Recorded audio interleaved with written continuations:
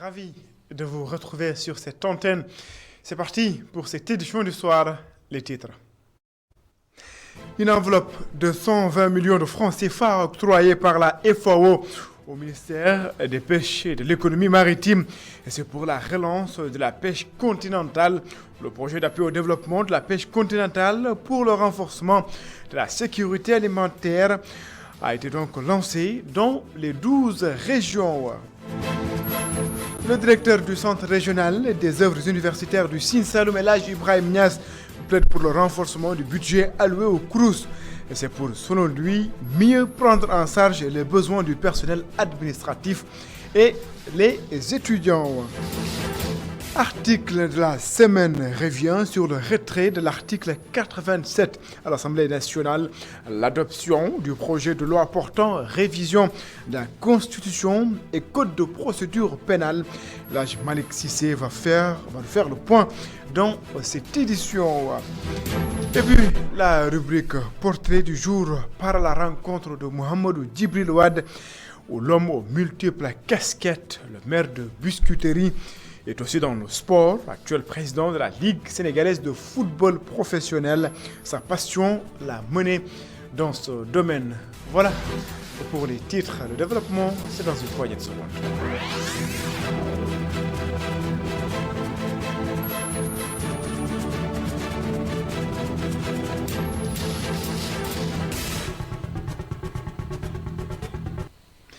Bonsoir et bienvenue. La FAO octroie un financement de 120 millions de francs CFA au ministère des Pêches et de l'économie maritime pour la relance de la pêche continentale. Le projet d'appui au développement de la pêche continentale pour le renforcement de la sécurité alimentaire va toucher 12 régions. Babacar Seck. La pêche continentale occupe une place importante dans l'économie du pays avec plus de 25 000 emplois et une recette de 12 milliards en 2022. C'est pourquoi la FAO a lancé pour le compte du ministère des Pêches et de l'économie maritime le projet d'appui au développement de la pêche continentale pour renforcer la sécurité alimentaire et nutritionnelle. Si on veut aujourd'hui participer de façon efficace à la stratégie de souveraineté alimentaire, il faut qu'on ait toutes ces informations de base qui est effectivement prévu dans le cadre de ce projet-là. Faire cette mise à jour des données avec l'appui de la recherche, l'appui des organisations. Donc là, si on a ces données maintenant, il faut renforcer les capacités de ces acteurs. Aujourd'hui, on a une large répartition, la mise en œuvre des budgets sur le plan national. Ça veut dire qu'on implique toutes les régions d'abord, la plupart des régions, mais aussi d'exploiter tout le potentiel qu'il y a. Ce projet d'appui va contribuer à la lutte contre l'exode et la pauvreté.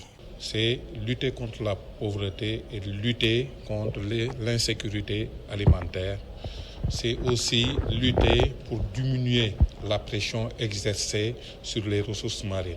C'est aussi lutter contre l'exode rural pour fixer ces populations au niveau de leur terroir.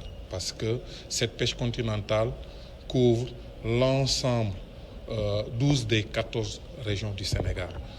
Et c'est au niveau des zones les plus reculées et c'est des couches défavorisées qui s'adonnent à ces pratiques de pêche. Les acteurs de la pêche continentale comptent augmenter la quantité de prises avec ce projet financé à hauteur de 120 millions de francs CFA.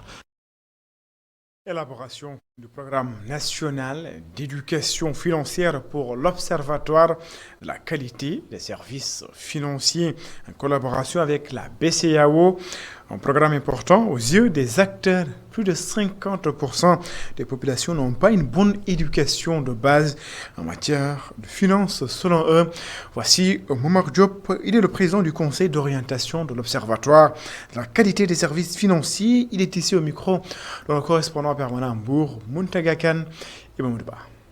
Mais au-delà de l'espace scolaire et académique, il faudra aussi une éducation financière au niveau des populations d'une manière générale et surtout de certaines cibles. Et on l'a dit tout à l'heure, et ça vient de la Banque mondiale, plus de 50% de la population n'a pas une éducation de base en matière de finances. Donc ceci est très préoccupant. Et au-delà maintenant de ces populations, des cibles, il faut aussi toucher les petites et moyennes entreprises, l'artisanat et autres, pour les formaliser et pour mieux les outiller à faire face à la technologie qui est en face d'eux, parce que, comme le dit très souvent mon ami le secrétaire exécutif, il y a une asymétrie d'information entre les institutions et les clients et les usagers de ces institutions. Il faudra rééquilibrer tout ça et aller vers une démocratisation de l'éducation financière, une démocratisation financière tout court. Je le disais en titre, le directeur du Centre régional des œuvres universitaires et sociales du Sine Saloum, El Hadj Ibrahim Niass, plaide pour le renforcement du budget alloué au CROUS Sine Saloum. C'est pour mieux, selon lui, prendre en charge les besoins du personnel administratif et les étudiants. Le directeur réagissait lors d'une rencontre dénommée Disso Aksama Directeur. Une initiative saluée par le gouverneur de la région de Fatick. Adamassar. La salle du conseil départemental de Fatick a été trop petite pour accueillir tout le personnel administratif du campus de Fatick. Ce personnel est venu répondre à l'appel du directeur du Centre régional des œuvres universitaires et sociales du Sine Saloum, El Hadj Ibrahim Niass. Objectif, échanger avec le personnel administratif pour mieux améliorer leurs conditions de travail. Nous avons écouté, nous avons bien recueilli leurs propositions, leurs contributions, mais également leurs suggestions pour une meilleure amélioration des conditions de travail. Ce qu'on peut les retenir, c'est qu'au moment du vote du budget de l'UCN, nous n'étions pas encore arrivés, donc nous sommes arrivés, nous avons trouvé un budget. Et après évaluation, nous nous sommes rendus compte que le budget qui nous a été alloué ne représente que le 5e du budget normal avec lequel le CROUS doit fonctionner. Et donc, c'est ce qui fait qu'aujourd'hui, malgré tous les efforts, malgré toutes les satisfactions des agents, nous demandons quand même à ce que ce budget de vérité et ce budget de sincérité puisse être mis à la disposition donc, du centre pour nous permettre de mieux mener nos activités afin de répondre convenablement aux exigences des travailleurs, mais aussi aux exigences des étudiants. Venu présider la cérémonie, le gouverneur de la région de Fatick salue l'initiative. Nous saluons cette innovation parce que c'est vrai que je suis là depuis 2010 ans et j'ai vu quand même beaucoup d'initiatives qui sont passées devant moi. C'est la première quand même que nous avons eue avec le courage qu'a montré le directeur général en venant parler avec son personnel. Parce que nous savons que le milieu étudiantin, surtout concernant les affaires sociales, peut être une problématique. Mais le fait qu'il ait accepté non seulement de présider, de venir les rencontrer, mais de faire en sorte aujourd'hui de pouvoir les écouter, je crois que ça règle beaucoup de problèmes dans ce milieu-là. Cette manifestation s'est tenue dans le cadre du concept dénommé Disso Aksama Directeur, une initiative du professeur Ousseynou Diop. Adamassar, les branchements clandestins dans les marchés et les incendies sont loin d'être résolus. Au marché de Ouakam, par exemple, les commerçants estiment qu'ils sont confrontés à ces problèmes. Ces derniers font avec les moyens du bord pour faire face à d'éventuels risques. C'est un reportage que nous propose Ami Diouf et Seleman Diallo. On dirait des toiles d'araignée, des câbles électriques de tout genre, avec une installation anarchique. Au marché Ouakam, les dangers liés à l'électrocution sont plus que réels. 5 ateliers branchés sur le compteur. Il y arrive souvent qu'un seul compteur alimente plus de 5 ateliers. Et dans chaque atelier, on peut y trouver plus de 4 machines. Il s'y ajoute les fers à repasser et les ventilateurs. Ils sont aussi causés par les électriciens, car la plupart d'entre eux ne sont pas qualifiés. Ici, les tailleurs exercent leur activité dans un environnement d'insécurité. Nous avons récemment eu un cas juste après la Tabaski. Il arrive souvent que des étincelles sortent des câbles. Et pour éviter les incidents, ces tailleurs éteignent les compteurs à l'heure de la descente. Nous éteignons nos compteurs la nuit parce que s'il n'y a pas d'électricité, il ne peut pas avoir d'incendie ou électrocution. Après le drame à Kaolack où un tailleur âgé de 16 ans est mort par électrocution dans son atelier au marché de Ouakam, la prudence est au rendez-vous, surtout en cette période d'hivernage. La non-reconduction de l'accord sur les céréales par la Russie peut avoir comme conséquence l'augmentation du prix du blé au niveau mondial. La Fédération nationale des boulangers du Sénégal invite les citoyens à trouver des alternatives de consommation. Le président sortant estime que la promotion des céréales locales est une nécessité. Amadou Gaye est ici au micro de Barasso. Il faut que les Sénégalais se préparent parce qu'il faut trouver des alternatives. Et nous avons pensé à peut-être l'incorporation des céréales locales avec le blé, par exemple, avec d'autres céréales avec le blé. Mais s'attendre à ce que, si la hausse du prix du blé augmente, que va faire l'État du Sénégal? C'est la question que nous avons posée. Mais nous, en tant que boulangers, nous allons prendre les devants pour informer, former la population, pour dire, pour rassurer que la FNBS est là pour le Sénégal. Le coût du blé avait beaucoup baissé, mais il est en train de remonter avec ce système, avec le problème de la Russie, de l'Ukraine. Mais nous, c'est pourquoi je dis que les Sénégalais, vous êtes un peu rassurés, parce que le gouvernement est en train de vraiment tout se faire pour faire des subventions, de trouver des alternatives. Mais est-ce que c'est tenable? C'est ça la question que je me pose. Parce que est-ce que la vérité des prix doit s'imposer? Ça, c'est des questionnements. Si la vérité des prix s'impose, mais s'attendait à une hausse du prix de la farine, du prix du pain. Hein. Mais nous, en tant que boulangers, nous sommes là pour stand-by, pour écouter, pour voir ce qui va se passer. Mais nous sommes des partenaires avec le gouvernement du Sénégal. C'est ça la réalité. C'est ce changement-là d'institutionnalisation que vous avez, parce que nous sommes en train de suivre les pas de la CNES. C'est la meilleure compréhension. En sport, Guédiawaye Football Club s'en prend à la Fédération sénégalaise de football. Pour les dirigeants du club, la fédération protège le Jaraaf de Dakar.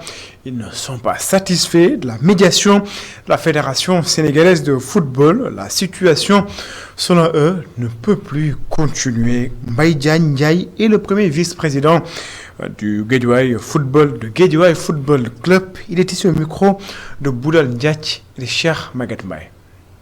Tout ce qui a été fait par la fédération pour que le match soit délocalisé, nous avons des doutes sur la partialité de nos fédéraux.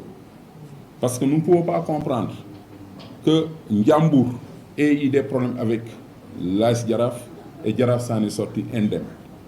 Jaraaf a eu des problèmes avec l'AS Pikine, l'AS Jaraaf en est sorti indemne. Le cas de Guédiawaye, on a voulu délocaliser, mais c'est sans compter, en tout cas, du courage et des positions fermes que les membres du club qui étaient venus défendre, en tout cas, cette position, et ils sont partis donc insatisfaits.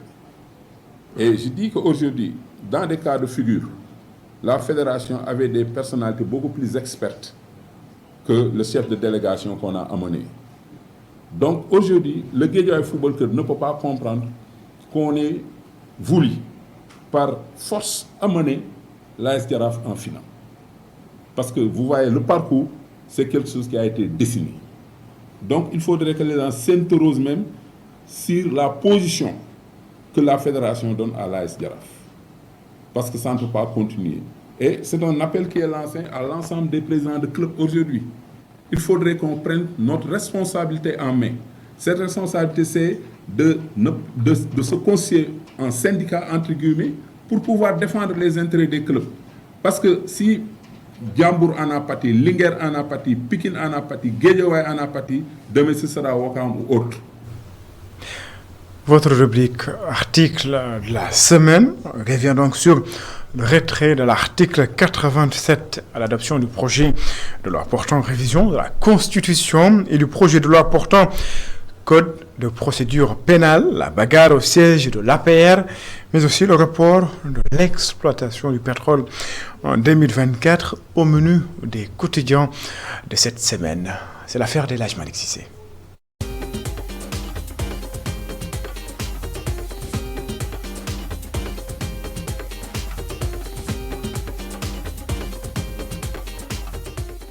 En début de semaine, les quotidiens ont insisté sur le retrait du projet de modification de l'article 87 de la Constitution soumis à l'ordre du jour de la session extraordinaire de l'Assemblée nationale. Face à la virulence des critiques, le projet de modification de l'article 87 a été abandonné, indique Enquête titrant à sa une « Fin de polémique ». La modification de l'article 87 de la Constitution permettrait au chef de l'État de dissoudre l'Assemblée nationale sans délai, ce qui a suscité une levée de boucliers dans les rangs de l'opposition et de la société civile. Selon le Témoin, Macky recule, soulignant que devant la levée de boucliers de l'opposition et de la société civile, le président de la République a choisi de retirer son projet de loi controversé tendant à modifier l'article 87 de la Constitution. Et pour les Échos, le pouvoir recule face à la pression et retire le projet de loi. Le journal renseigne que même les députés de la majorité n'en voulaient pas de cette modification de l'article 87 de la Constitution. Pour Sud Quotidien, l'Assemblée nationale refuse de mourir. Les députés rejettent le suicide collectif, note l'AS. L'Observateur met en exergue les arguments des parlementaires qui ont dissuadé Macky Sall. La presse a également mis en exergue la bataille rangée entre jeunes partisans de Amadou Ba et d'Abdoulaye Diouf Sarr, deux responsables de l'Alliance pour la République, dans un contexte de désignation d'un candidat à la présidentielle pour le parti au pouvoir. Dans l'attente de l'annonce du candidat de la mouvance présidentielle pour les prochaines électorales, les responsables de Benno Bokk Yakaar dans les 5 départements de la région de Dakar s'étaient réunis en assemblée pour exprimer leur soutien au président Macky Sall dans la décision qu'il va prendre, précise l'AS. Bes Bi Le Jour affiche à sa une siège de la pagaille. Le quotidien du groupe E-Media Invest va plus loin et affirme que ces incidents au siège de l'APR sont l'illustration du summum de l'adversité entre Amadou Ba et Diouf Sarr. Les rancœurs au cœur de l'APR affichent à la une le quotidien. Pour Walf Quotidien, partisans de Diouf Sarr et d'Amadou Ba se tapent dessus. La séance parlementaire consacrée au parrainage optionnel et à la suppression de la Cour de répression de l'enrichissement illicite. Une session marquée aussi par les divergences au sein du groupe Yewwi Askan Wi. L'Assemblée nationale a adopté jeudi à la majorité le projet de loi numéro 10/2023 portant révision des dispositions de l'article 29 de la Constitution en vue d'améliorer le système électoral sénégalais, avec notamment des changements opérés dans le mode de parrainage. Le parrainage optionnel voté affiche à sa une Le Soleil, notant que les députés de la coalition Benno Bokk Yakaar, de Taxawu Sénégal et de Wallu ont mis en minorité la coalition Yewwi Askan Wi. Selon le journal, cette réforme du projet de loi portant révision de la Constitution avait pour objet de remplacer les dispositions de l'article 29. Ce en procédant à l'instauration d'un système de parrainage citoyen. Concernant la Cour de répression de l'enrichissement illicite, Enquête s'exclame à la une fin d'une juridiction ONI. De sa création à son abrogation, la CREI a eu à faire l'objet de vives controverses. Le délit d'enrichissement illicite est désormais passible devant le pôle judiciaire financier, écrit le journal. Remplacé désormais par un pôle judiciaire financier, la CREI enterrée sans fleurs ni couronne, s'exclame également le Témoin. La mort de la CREI actée dit Libération. Après la politique, place à l'économie. Exploitation des hydrocarbures au large de Sangomar, Woodside reporte son premier baril à juin 2024. Mais à sa une, les Échos qui indiquent que le Sénégal devra prendre son mal en patience avant de voir la première goutte de pétrole jaillir des puits de Sangomar forés par le groupe australien Woodside Energy. Baril de piège sur le budget, titre l'Observateur qui a recueilli l'avis de l'économiste Mohamed Dia qui a soutenu dans les colonnes du journal que ce report du démarrage de la production du champ de Sangomar en 2024 a des risques sur les projections budgétaires pour 2023. Pour l'économiste, inéluctablement, la croissance sera impactée. Restons toujours avec l'Observateur. Dans sa livraison de ce jeudi, le quotidien du groupe Futur Média s'intéresse au rapport de la gestion des fonds force Covid-19. Nos confrères révèlent que 200 personnes ont été auditionnées et des rapports ont été livrés au procureur de la République par la DIC, Division des investigations criminelles. Comme quoi, la machine judiciaire s'emballe.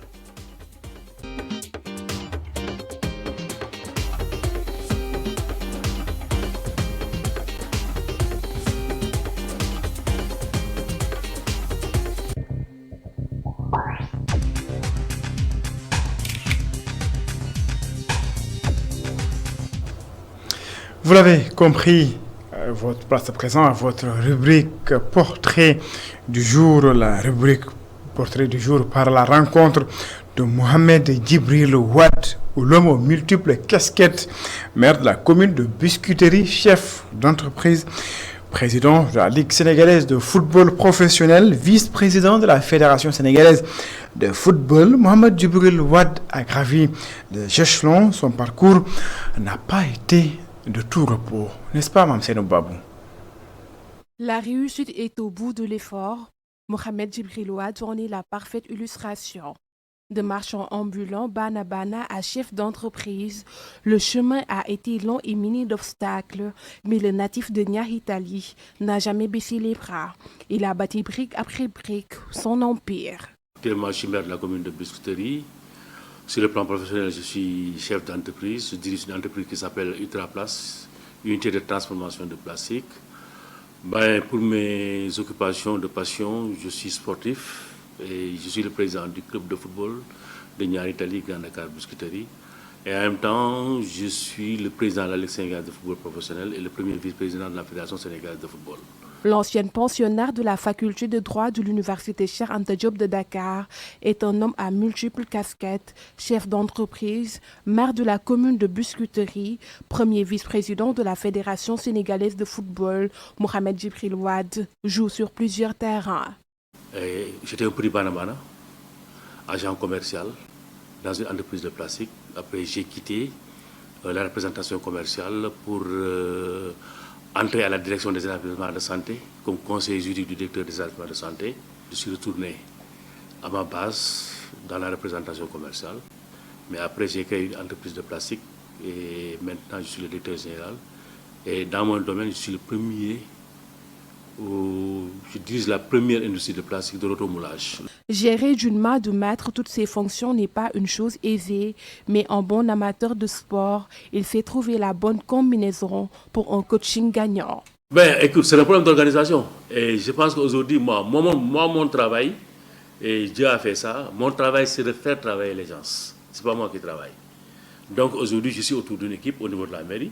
Au niveau du club, je suis autour des gens, d'une structure. Parce que la mairie, aujourd'hui, la mairie a une administration. Le club aussi a une administration, comme l'entreprise a une administration. Moi, je ne fais que diriger et puis ensuite je m'organise. Ce n'est pas moi qui vais faire le travail. Et j'essaie de m'entourer. Je m'entoure de cadres et de très bons cadres. Et c'est eux qui font le boulot. Ambitieux et travailleur, le maire de Biscuiterie a changé le visage de sa commune. Des réalisations qui font le bonheur des populations. Et selon lui, le travail ne fait que commencer. C'est développer mon cadre de vie. Et moi, je suis quelqu'un qui a réussi, peut-être, je peux dire que j'ai réussi économiquement dans ma vie, mais quand même, j'habite Niaritali, je continue à habiter Niaritali. Donc, il faut développer mon environnement. Mais maintenant, j'ai un autre objectif, d'occuper la jeunesse. Parce que je sais qu'aujourd'hui, la jeunesse sénégalaise traverse des moments extrêmement difficiles. Et je veux leur montrer là où je suis passé. Et aussi, je veux leur dire de ne pas se décourager. Et ensuite, je veux les occuper sainement. Dans son quartier, les résidents le décrivent comme étant un homme généreux, engagé et qui participe à réduire activement le chômage des jeunes. La preuve, il paie à la fin de chaque mois plus de 150 salaires les travailleurs de ces deux entreprises de plastique.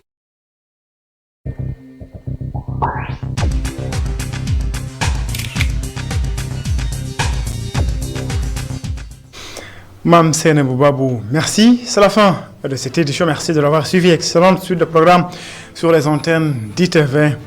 Au revoir.